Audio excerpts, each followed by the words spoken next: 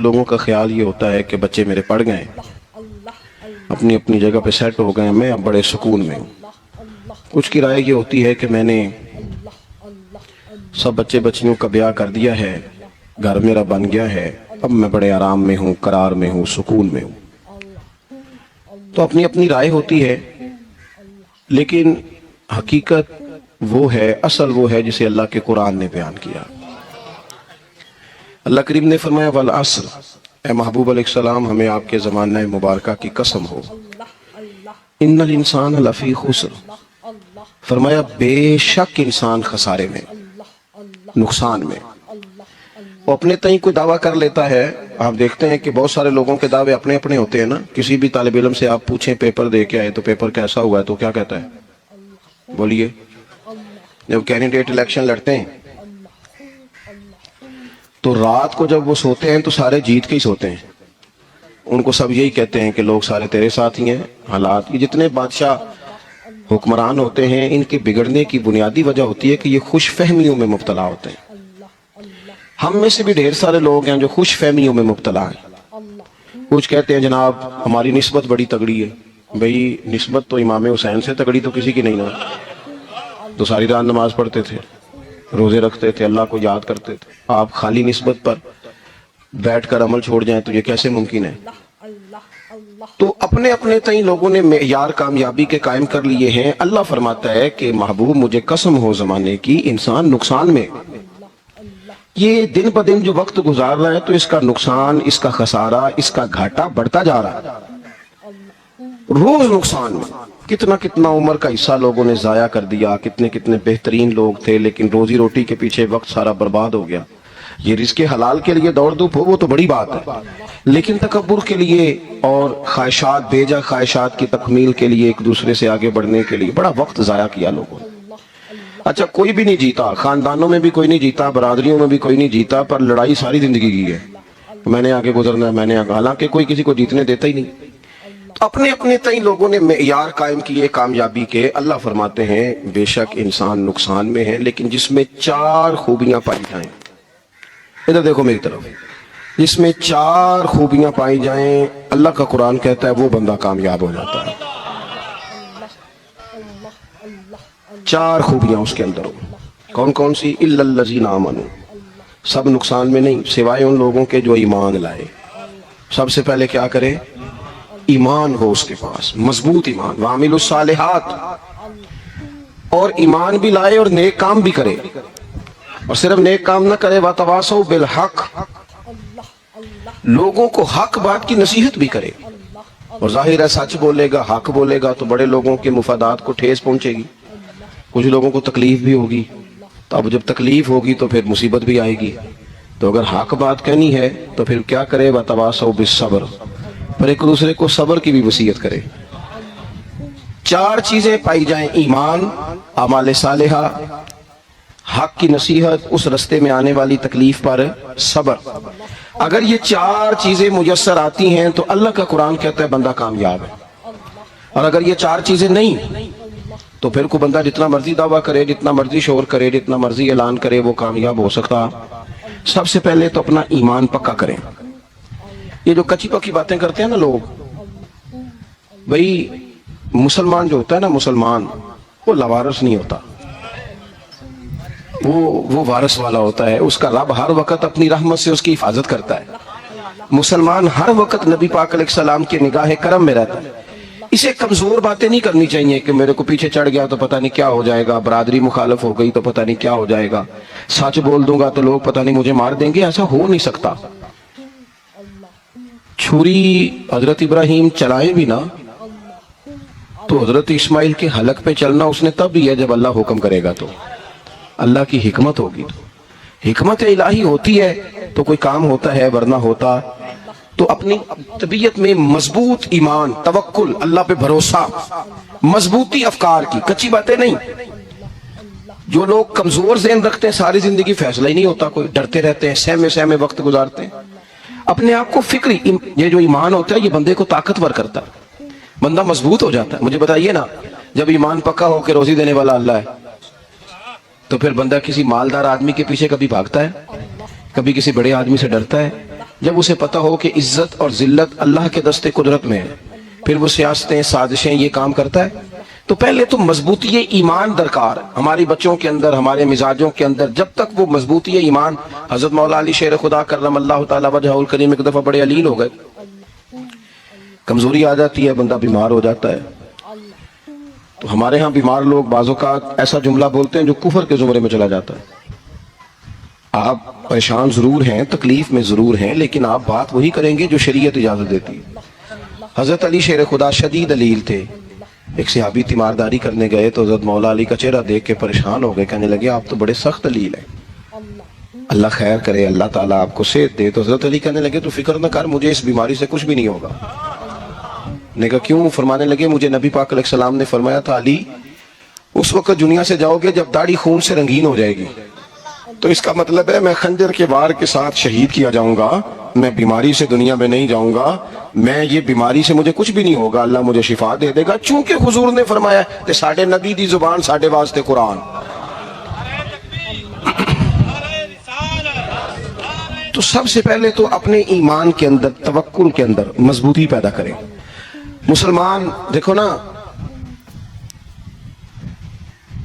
نماز پڑھنے سے روزی میں برکت ہوتی ہے کہ نہیں؟ ویسے جو چوپ ہے ان کی بھی ہوتی ہے کہ نہیں؟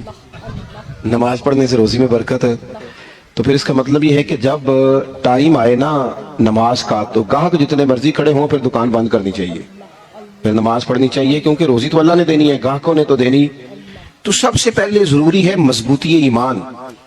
میری طرف دیکھیں جی، آپ ویڈیو ضرور بنائیں پر میری طرف بھی تو دیکھیں نا جی، اللہ آپ کو خوش رکھے. موبائل اللہ تو مہنگے مہنگے دے پر ساری دیڑی یہ کام تری نہ کروں. آپ بنائیں ضرور، میں ویڈیو بنانے سے منع نہیں کرتا، سارے بنائیں بے شک، پر دیکھیں میری طرف، میری بات پر غور کریں. دوستو مضبوطی ایمان، توکل، اللہ کی ذات پر بھروسہ. آپ کبھی میدان کربلا کا پورا نقشہ اپنے سامنے رکھیں نا، پورا نقشہ.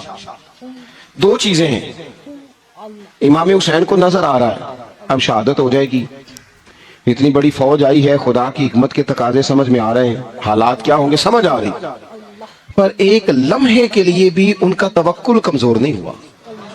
اپنے رب پر جو مضبوط بھروسہ ہے، مضبوط. سیدہ طیبہ طاہرہ حضرت فاطمہ الزہرا رضی اللہ تعالیٰ عنہ نا اونٹ کے بالوں کی بنی ہوئی چادر اوڑھ کر چکی پیس رہی تھی. یہاں بیویاں بڑا روتی ہیں، غریبی بڑی ہے، بڑی غریبی ہے. حالانکہ اب کون بندہ پہ بند والے کپڑے پہنتا ہے جی، دور ہی گزر گیا. اب تو بڑی مشکل سے وہ لوگ ملتے ہیں جو جوتا ٹوٹ جائے تو گانٹ کے پہنے، ورنہ تو نئے جوتے آ جاتے ہیں. حضرت سیدہ پاک اونٹ کے بالوں کی بنی ہوئی چادر اوڑھ کے چکی پیس رہی تھی. نبی پاک صلی اللہ علیہ وسلم نے دیکھا، آنکھوں میں آنسو ضرور آئے، پر محبوب نے فرمایا فاطمہ دنیا میں تھوڑی سی تکلیف برداشت کرو، قیامت کی ساری عزتیں اللہ آپ کو ہی عطا فرمائے گا. تو توکل کی مضبوطی، اللہ کی ذات پر بھروسہ، اپنے رب کریم کے ساتھ امیدوں کا وابستہ کرنا، اس سے مضبوطی آئے گی. دوسرا فرمایا وَعَمِلُوا الصَّالِحَاتِ، بہترین عمل کیا جائے زندگی میں، نیک اعمال کیے جائے، وقت ضائع نہ کیا جائے. ہر وقت کوئی نہ کوئی کام بندہ کرتا رہے. یہاں بہت سارے لوگ ہیں جن کو لوگ نیک کہنا شروع کر دیتے ہیں نا، وہ سمجھ لیتے ہیں شاید ہم سچی مچی نیک ہیں. لوگ جو کہتے ہیں حضرت صاحب قبلہ، پیر صاحب قبلہ، میں یہ طالب علموں کو، دوستوں کو، بلکہ اپنے آپ کو بھی کئی دفعہ کہتا رہتا ہوں، اپنے آپ کو سمجھاتا ہوں کہ یہ لوگ تجھے کہہ رہے ہیں حضرت صاحب، یہ تو رات کو تو اپنے آپ سے پوچھنا، اپنے رب سے پوچھ. کبھی موقع ملے تو اپنی گریبان میں جھانک، غور کر کے تیری کیفیت کیا ہے. تنہائی میں تیرا دل اللہ سے جڑتا ہے کہ نہیں؟ عبادت میں دل لگتا ہے کہ نہیں؟ خدا کا خوف دل میں رہتا ہے کہ نہیں؟ غریب کی محبت، عزیزوں قربت والوں کا احساس طبیعت میں موجود رہتا ہے کہ نہیں؟ ویسے تو میرا مطلب ہے، لوگ کہہ دیتے ہیں حاجی صاحب آپ بڑے سخی ہیں، تو اس سے تو نہیں نا بندے نے سخی ہونا. سخی تو تب ہونا ہے جب اللہ کی بارگاہ میں مقبول ہوگا. اعمال صالحہ، نیک کام، اور وہ کرتا رہے بندہ، کوئی بھی کام اسے نیکی کا مل جائے نا. دیکھو نبی پاک صلی اللہ تعالی علیہ وسلم نے فرمایا نیکی کو کبھی حقیر نہیں سمجھنا، کبھی حقارت سے نہیں نیکی کرنی کہ یہ بڑی چھوٹی ہے تو میں اس کو کروں. اب فرمایا کبھی حقیر نہ سمجھنا، نیکی کا کام جو بھی ملے کر دینا. فرمایا اگر بھائی سے مسکرا کے ملو گے بھی نا تو اس پر بھی اللہ تمہیں صدقے کا ثواب عطا کرے گا. ہم تو اس دین سے کے ماننے والے ہیں جو کہتے ہیں تو گلی سے روڑا اٹھا دے, کانٹا اٹھا دے, کسی کی تکلیف دور کر دے, کسی پر گنجائش کر دے, کسی کے لیے آسانی کر دے, جو بھی خیر کا کام میسر آئے پورے دن میں اسے چھوڑے نہیں. صبح گھر سے نکلے, وہ ایک صحابی تھے, غالباً تابعی تھے, تو بازار جاتے اپنے غلام کے ساتھ تو سارا بازار گھوم کے واپس آ گئے. خادم نے کہا جناب کو نہ کوئی خریدا نہ کچھ بیچا, تو آپ سارا بازار گھوم کے آ گئے. فرمانے لگے تیرا کیا خیال ہے؟ میں نے کچھ بھی نہیں کیا. کہا جناب پھر کیا کیا ہے؟ فرمانے لگے تم نے دیکھا جو بندہ بھی گزرا میں نے اس کو کہا السلام علیکم, تو کتنی کو نیکیاں میں جمع کر کے آ گیا ہوں. کوئی خیر جو میسر آئے. ہم سمجھتے ہیں کہ شاید کوئی کروڑ کو روپیہ ہوگا تو پوری مسجد بناؤں گا تو پھر میں نے نیکی کر دی ہے شاید جناب میں. حالانکہ یہ چھوٹے چھوٹے کام ہیں نا, چھوٹے چھوٹے کام, ان کی تو زیادہ ضرورت ہوتی ہے, ان کی تو زیادہ حاجت ہوتی ہے. کوئی آپ رستے میں گزر رہے ہیں تو نیچے کوئی کھڈا بنا ہوا ہے تو اس پر ہم کیا کرتے ہیں, گاڑی میں بیٹھ کے تبصرہ کرتے ہیں اے روڈ کھورے کدو بننا ہے بھئی, یہ کھڈا ہے نا تو آپ نیچے اترے نا, تو آپ دھبڑا لیں نا, کئی پکڑے نا, یہ تو 5 منٹ کا کام ہے, یہاں آسانی کر دیں نا, آپ اس میں گنجائش کر دیں. حضور سید عالم علیہ السلام نے فرمایا, امام راضی نے حدیث لکھی ہے, قیامت کے دن ایک بندے کو اللہ معاف کرے گا تو مالک وہ بندہ عرض کرے گا یا اللہ میں تو بڑا گنہگار ہوں, کس وجہ سے معافی ہوئی؟ فرمایا رات کے وقت تو گزر رہا تھا, تیرے پیر سے روڑا ٹکرایا تھا, تو نے اٹھایا ادھر ادھر دیکھ کے کہ کوئی اللہ کے کسی بندے کو تکلیف نہ ہو جائے. کہا مالک ہو وہ تو میں نے زمانہ بیت گیا, کوئی اتنی بڑی بات بھی نہیں سمجھی. تو رب کریم نے فرمایا تو رات کے اندھیروں میں بھی میرے بندوں کا خیال رکھتا تھا تو میں تیرا خیال نہ کروں؟ کوئی عمل ہمارے ہاں لوگ کوئی کام نہیں کرتے, بالکل نہیں, کوئی کام نہیں, نہ بڑے نہ چھوٹے نہ سمجھدار نہ ان پڑھ, کچھ بھی نہیں. نشستن گفتن برخاستن, بیٹھو راج کے گپے مارو, تبصرے کرو فلانا کچھ نہیں کر رہا, فلانا کچھ نہیں کر رہا, اس کے بعد اٹھ کے چلے جاؤ.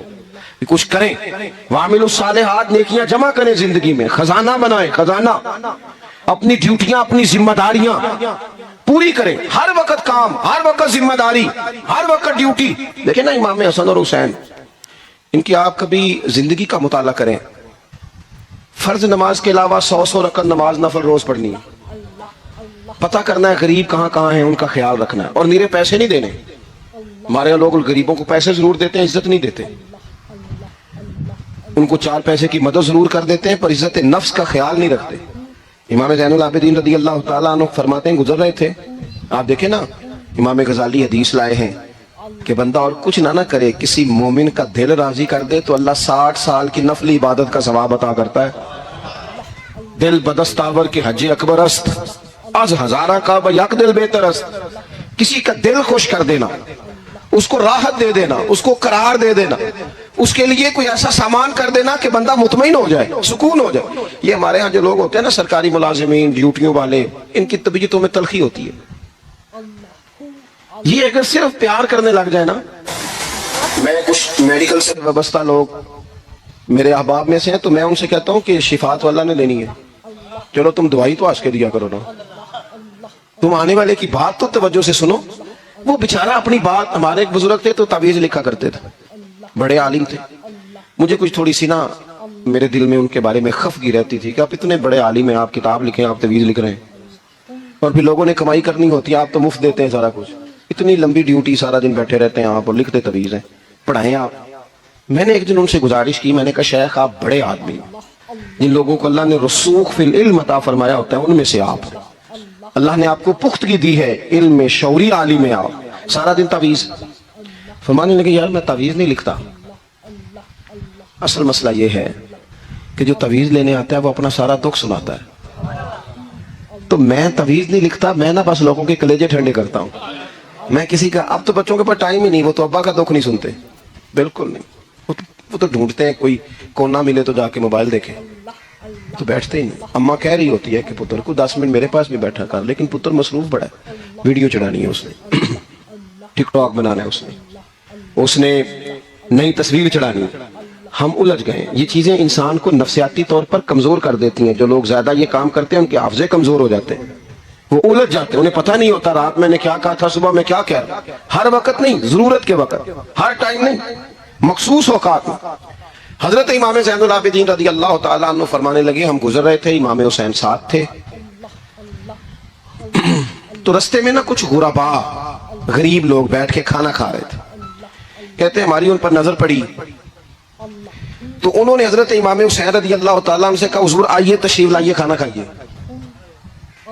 وہ ضروری نہیں ہوتا آپ کو سب کا کھانا پسند ہی آئے, ٹیسٹ اپنے اپنے ہوتے ہیں, یہ ضروری تو نہیں. کھانا پسند نہ بھی آئے تو دل تو پھر بھی راضی رکھنا چاہیے نا. قربان جائیں نبی پاک نے کس طرح ہماری تربیت کی. حضرت عائشہ صدیقہ رضی اللہ تعالیٰ عنہ فرماتی ہیں کریم محبوب کا میں نے یہ طریقہ دیکھا کہ اگر کھانا نہ پسند ہوتا تو چھوڑ دیتے, پر کبھی اس میں سے نقص نہ نکالتے, عیب جو ہی نہ کرتے. گرمی کے موسم میں کھڑی ہے بیچاری خاتون اور کتنی مشقت سے اس نے کھانا بنایا اور کتنی گرمی صحیح ہے چولہے کے سامنے, لیکن صاحب وہ کھانا رکھا ہے تو وہ کہتے ہیں یہ تو کی پکایا ہے, وہ کھانے والی چیز ہے بھائی اس طرح کرنا, اب جو اگلی ہنڈی ہے وہ تو پکا, نہ تو کھڑا ہو.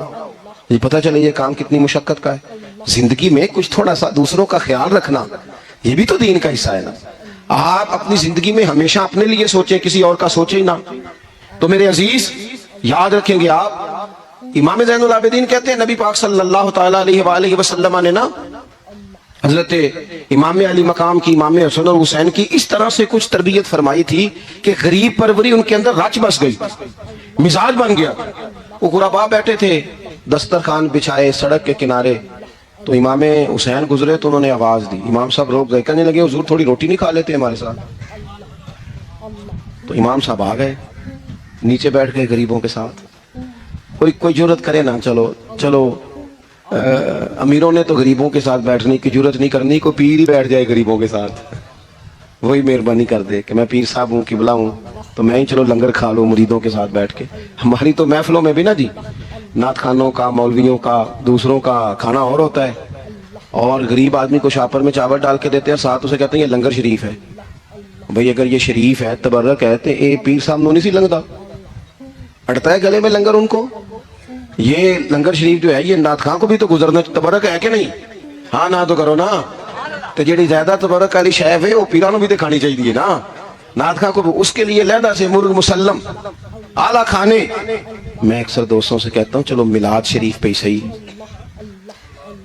سب کے لیے اچھا کھانا پکاؤ. چلو جس غریبوں کے بچوں کو بیچاروں کو سارا سال وہ بوٹیوں کے لیے لڑتے ہیں, تم میلاد پہ اچھی روٹی پکا دو تو بچہ جب کھائے گا نا بہت ساریاں بوٹیاں اور چاول, اور اپنے ابا سے پوچھے گا کہ ابا جی آج کی گل ہے, بڑا گوشت پہ لبدا ہے. تو ہو سکتا ہے غریب باپ رو ہی پڑے اور اسے کہ پتر تو آج راج راج کے کھاج ساڑھے نبی پاک دا میلاد شریف ہے.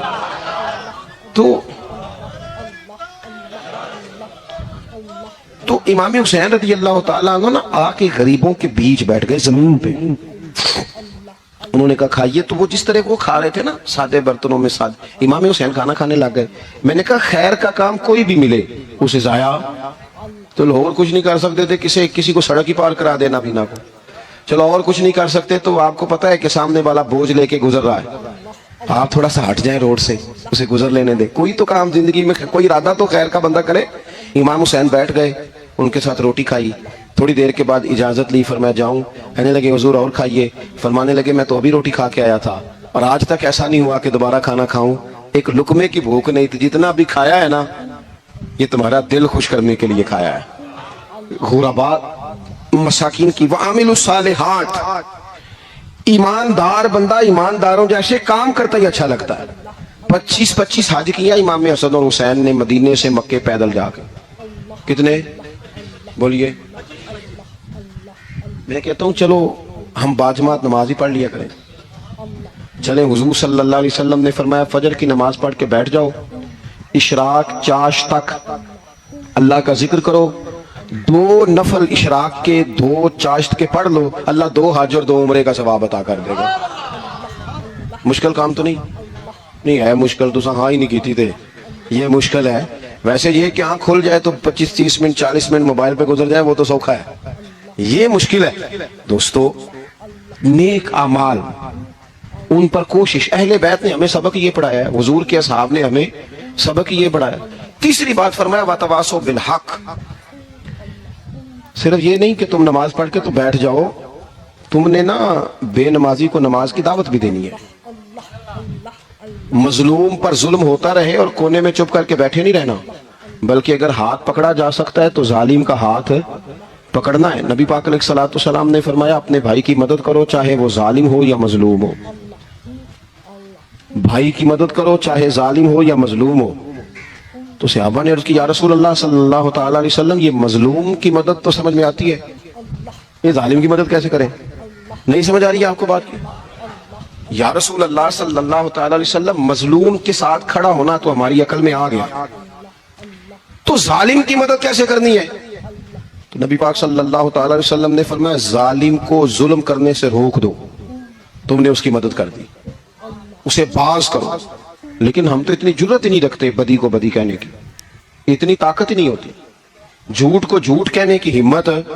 हमारे घर में सारा कुछ हो रहा होता है, हमें पता होता है कि फलां जगह पे हमारा कबीला, हमारी बरादरी गलत है, पर इतनी जुर्रत करते हम सच बोलते जरूर है, पर दूसरों के बारे में, अपने बारे में सच बोलने को तैयार नहीं होते। जुर्रत का मुजाहरा करें, जिंदगी में हक को हक कहना सीखें, गलत को गलत कहना सीखें, झूठ को झूठ कहें, बदी को बदी कहें, सच्चाई का साथ दें हमेशा।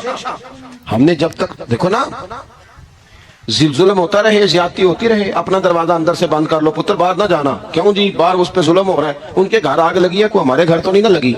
याद रखना, पड़ोसियों की आग ना बुझाओगे तो अपने घर भी आ जाएगी। अगर मजलूम का हाथ नहीं पकड़ोगे तो जालिम दलेर हो जाएगा।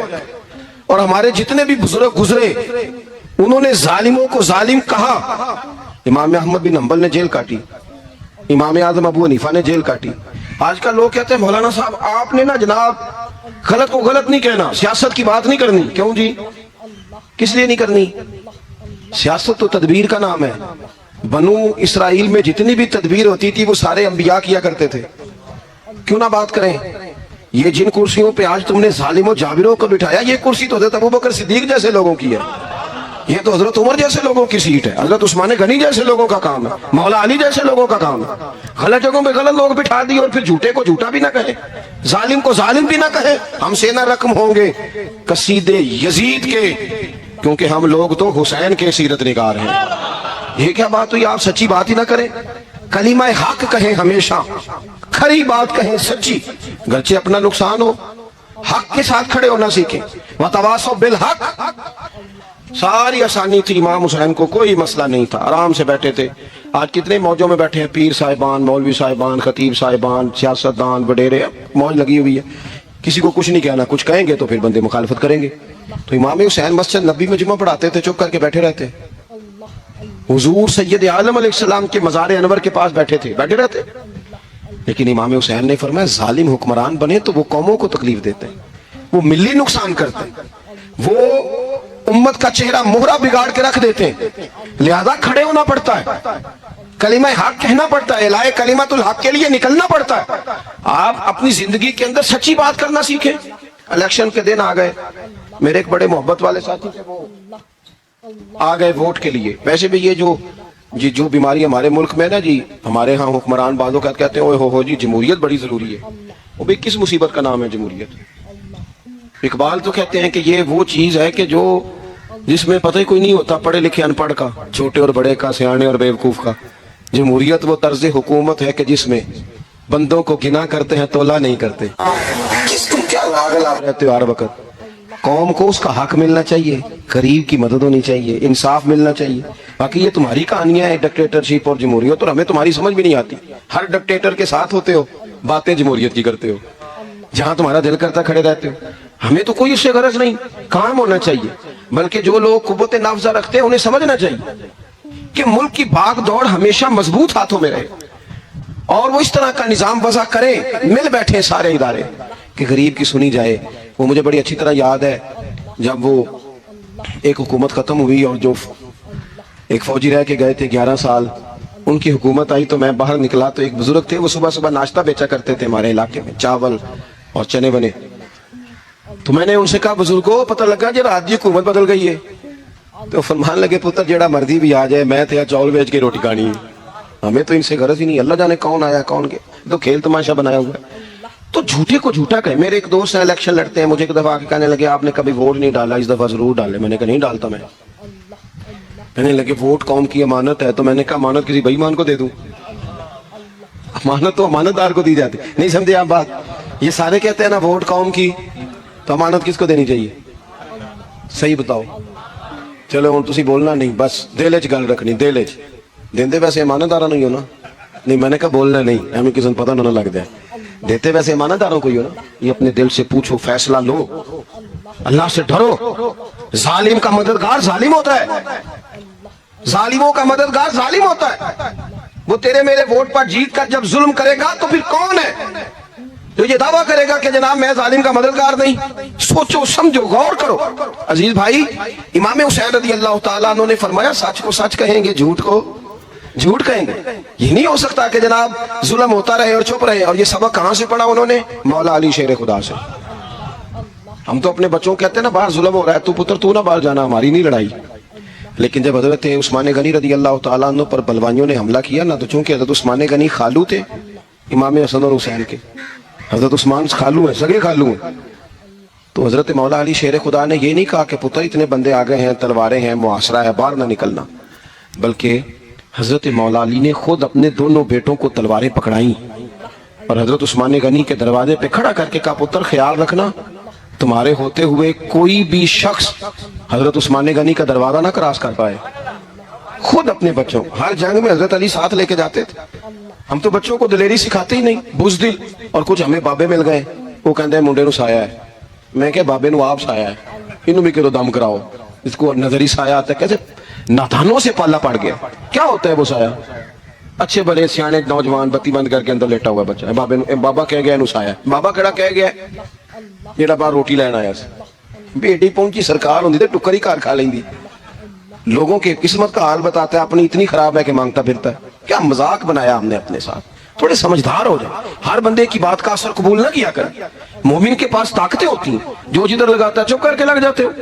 ان الذین قالوا ربنا اللہ ثم استقاموا تتنزل علیہم الملائکہ. اللہ کہتا ہے تو ڈٹنا سیکھ, رب کا نام لے کے ڈٹ جا, رب تیری مدد کے لیے فرشتے بھی نازل کر دے گا. کہیں کھڑے ہونا سیکھیں, جس کا جو من آتا ہے وہ تباہی کر کے گزر جاتا ہے. بالکل قطن نہیں.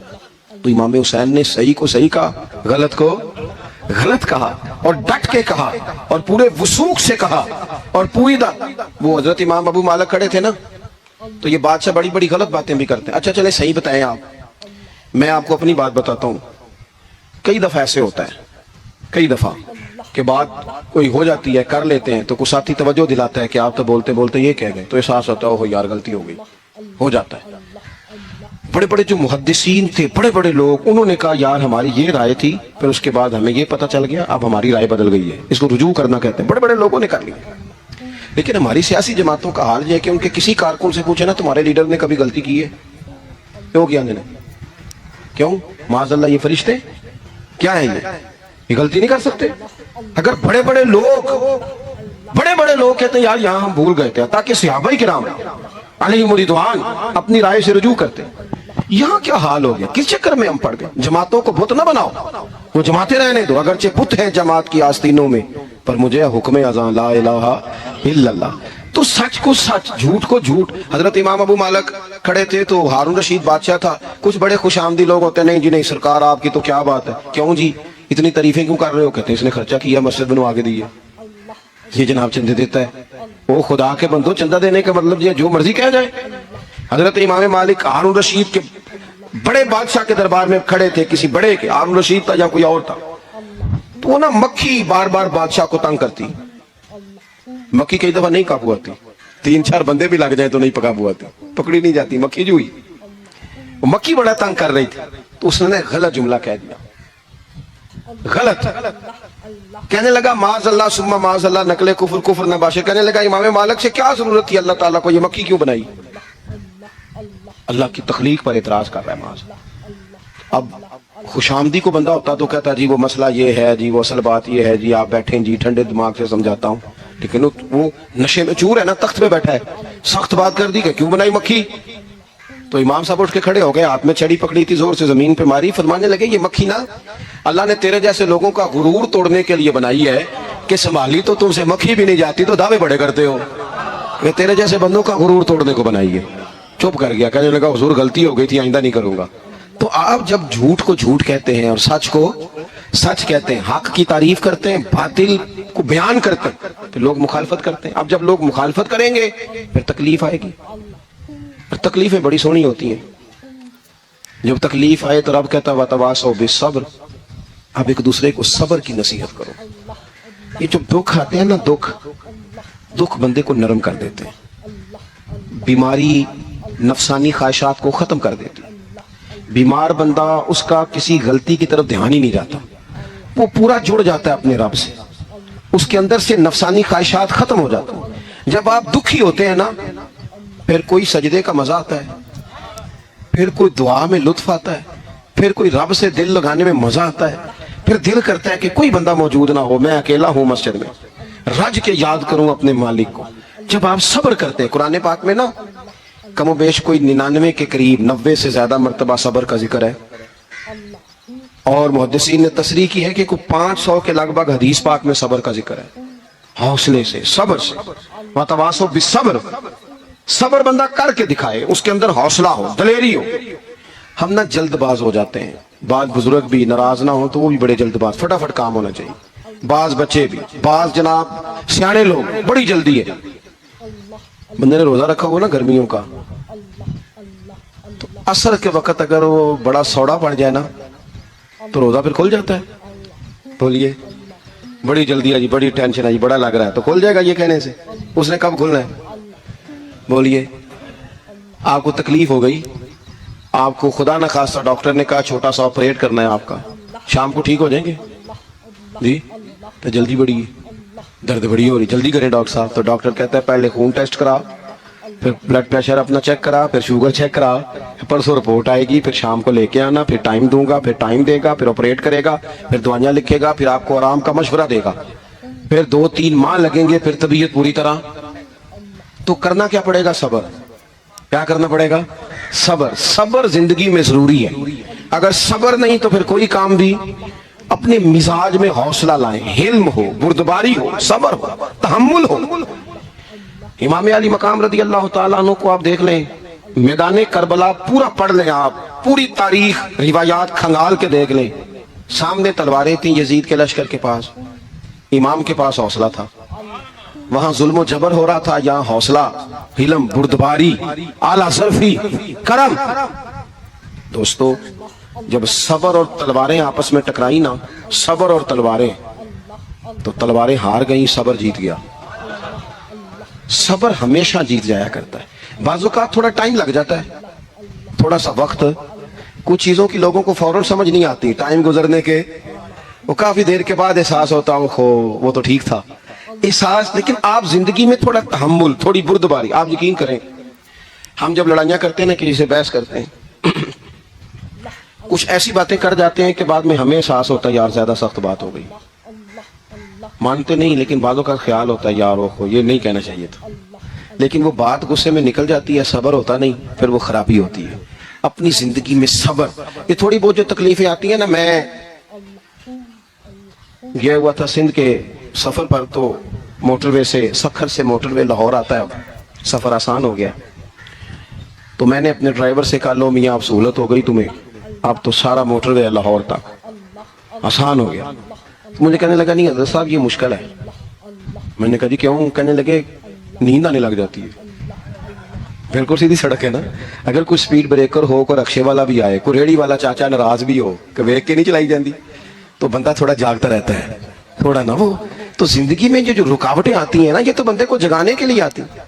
ان مع العسر یسرا، ان مع العسر یسرا. ایک دفعہ اگر مشکل آئے تو اللہ 2 آسانیاں دیتا ہے. ہم نہ گھبرا جاتے ہیں. یہ دکھ تو بڑے پیارے ہوتے ہیں، یہ تو بڑے نفع بخش ہوتے ہیں، یہ تو فائدہ کرتے ہیں بندے کا. تکلیفیں جیسے جیسے زندگی میں آتی ہیں بندہ پالش ہوتا جاتا ہے. جیسے جیسے میں اکثر دوستوں سے کہتا ہوں، کبھی مشکل آ جائے اور کوئی بندہ ساتھ نہ بندے کے چلے، نہ رشتہ دار چلے، نہ دوست چلے، نہ گلی محلہ، کوئی ساتھ نہ چلے، تو ہم شکوے کرتے ہیں. حالانکہ شکوے نہیں کرنے چاہیے. اگر یہ ساتھ نہ کوئی بھی چلے تو بندے کو اکیلے لڑنے کا حوصلہ نصیب ہو جاتا ہے، اسے پھر ہمت مل جاتی ہے کہ یہ سفر میں نے اکیلے طے کرنا ہے. تو امام علی مقام کی زندگی، یہ ساری چیزیں ان کو ملاحظہ کریں گے تو 4 باتیں کھول کے سامنے آئیں گی. پختگی ایمان کی، شوق اعمال صالحہ کا، بات کرنی ہے تو ہمیشہ حق کی کرنی ہے، سامنے کوئی بھی ہو کبھی جھوٹ کا ساتھ. اور چوتھی بات یہ کہ صبر، تحمل، حوصلہ. میں نے قرآن مجید ایک جگہ سے اور تلاوت کیا تھا، وہ بھی تھوڑی سی بات آپ سے عرض کرنی ہے، پھر میں بات ختم کرنے لگا ہوں. یہ جو حضور کے صحابہ اور اہل بیت ہیں نا، ان کا آپس میں بڑا گہرا رشتہ ہے. بڑا خوب پیار ہے ان کا. کچھ لوگوں کی نا دکان تب چلتی ہے جب وہ ان کا اختلاف ثابت کریں. دکانیں تب چلتی ہیں چونکہ نبی پاک صلی اللہ علیہ وسلم نے فرمایا شیطان مایوس ہو گیا ہے، اب وہ لوگوں سے بت پرستی نہیں کرا سکے گا لیکن تمہیں لڑائے گا. تو یہ معاذ اللہ اتنے ظالم ہیں کہ صحابہ اور اہل بیت کو لڑا دیتے. خدا کے بندو تمہیں پتہ ہی نہیں تم کن کی بات کر رہے ہو. پہلے اپنی حیثیت دیکھو، یہ لوگ کتنی شانوں والے ہیں. تم کن کا تذکرہ کر رہے ہو؟ ان کے تو نام لیتے وقت کئی دفعہ ڈر آتا ہے کہ زبانیں بھی اس قابل ہیں کہ نہیں. قرآن مجید نے کہا محمد الرسول اللہ، محمد صلی اللہ علیہ وسلم اللہ کے رسول ہیں، والذین معہ، اور جو ان کے ساتھ ہیں. یہ قرآن پاک کے دو جملے ہمیشہ یاد رکھیں، تاریخ رکھے سوال کے لوگ اپنے پاس. قرآن پاک نے دو باتیں کی، فرمایا اشداء علی الکفار، یہ جو حضور کے ساتھ ہیں یہ کافروں پر سخت ہیں، رحماء بینہم، آپس میں بڑے مہربان ہیں. تو جب اللہ کہتا ہے آپس میں مہربان ہے، نہیں سمجھ آئی بات کی آپ؟ اللہ کہتا ہے کہ آپس میں بولیے، تو پھر اللہ کی بات ماننی ہے یا کسی لڑانے والے کی بات ماننی ہے؟ اللہ کہتا ہے یہ آپس میں. باقی ہے رائے کا اختلاف، تو باپ بیٹے کا بھی ہو جاتا ہے، ہوتا ہے کہ نہیں؟ ابا کہتا ہے یہ کام کر لیں، پتر کہتا ہے. حضور صحابہ سے مشورہ لیتے تھے، کئی دفعہ نبی پاک نے صحابہ کی رائے پہ عمل کیا. تو صحابہ میں بہت سارے معاملات اجتہادی ہوئے لیکن ان میں عداوت نہیں تھی، ذاتی رنجشیں نہیں تھیں، بغض نہیں تھا، ان کے دل ایک دوسرے کے حق میں نرم تھے. لہٰذا شرارت جلدی قبول کرتا ہے بندے کا دماغ، شرارتیں نہ قبول کریں. کوشش کریں کہ جو ان لوگوں کی تعریف کتاب و سنت میں ہمارے سامنے آتی ہے ہم صرف اسی تعریف پر عمل کریں. ایک بات صرف سن لیں اور میں اپنی بات کو سمیٹوں، آپ کو لطف آئے گا. تمام صحابہ حضور کے گرد بیٹھے تھے اور جہاں سب لوگ بیٹھے تھے وہاں جگہ ذرا کم تھی. حضرت سیدنا ابوبکر صدیق رضی اللہ تعالیٰ عنہ بالکل حضور کے ساتھ بیٹھے تھے، وہ آج بھی بالکل ہی حضور کے ساتھ ہیں. کیا مقدر ہے صدیق و فاروق کے، جن کے گھر رحمتوں کے خزینے میں بالکل ساتھ بیٹھے تھے. اچانک حضرت مولا علی شیر خدا آ گئے. کوئی سے ابھی بھی اٹھ کر جگہ دے دیتا اور سارے دینا بھی چاہ رہے تھے، لیکن حضرت مولا علی جیسے ہی آئے نا، سب سے پہلے حضرت صدیق اکبر اٹھے اور بازو تھام کے آگے جا کے بڑھ کے مولا علی کا بازو تھام کے حضور کے قریب لا کے بٹھایا. خود ذرا سائیڈ پہ ہو کے بیٹھ گئے. اب یہ حضور کے سامنے سارا کچھ ہو رہا ہے تو بولنا کس نے تھا؟ کسی کو ضرورت ہی نہیں ہوتی تھی معبود کے سامنے کوئی تبصرہ کرے، کوئی کر ہی نہیں سکتا تھا، کسی کو ضرورت ہی نہیں تھی. کوئی نہ بولا، خود رسول کریم بولے اور حضور فرمانے لگ گیا دیکھا تم نے میرے ابو بکر نے کیا کیا ہے. اور پھر حضور نے جو جملے کہے وہ یاد رکھنے والے ہیں. شیخ اسماعیل حقی نے اس کو لکھا ہے، نبی کریم فرمانے لگے عزت والا ہی کسی کو عزت دیا کرتا ہے، فضل والے لوگ ہی دوسرے کا فضل سمجھا کرتے ہیں. تو یہ تو صاحب عزت لوگ تھے، یہ تو ایک دوسرے کو عزتیں دیتے تھے. تم کون ہو جو عزتیں اتار رہے ہو؟ تم کون ہو جو اس طرح کا لہجہ اختیار کیے ہوئے ہو؟ تو ان لوگوں کا آپس میں گہرا تعلق، رب، پیار، محبتیں، خلوص، وارفتگیاں.